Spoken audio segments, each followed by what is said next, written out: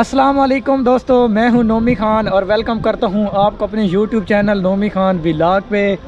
और यार आज ईद का दूसरा दिन है, तो लॉकडाउन की वजह से पूरी सोन वैली और पाकिस्तान में जितनी भी टूरिज़म प्लेस हैं तो वो सारे बंद हैं। तो हमारे जो आज दूसरा डे है वो बड़ा बोरिंग डे था। तो अल्हम्दुलिल्लाह बारिश हुई है इस वक्त नली शहर में, और सीन कोई देख सकते हैं आप मेरे बैक साइड पर। ये मैं एक पहाड़ के ऊपर खड़ा हूँ, पानी का तालाब है मेरे बैक साइड पर।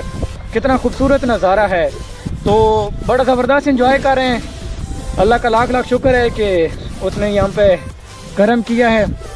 बारिश हुई है नली गांव में,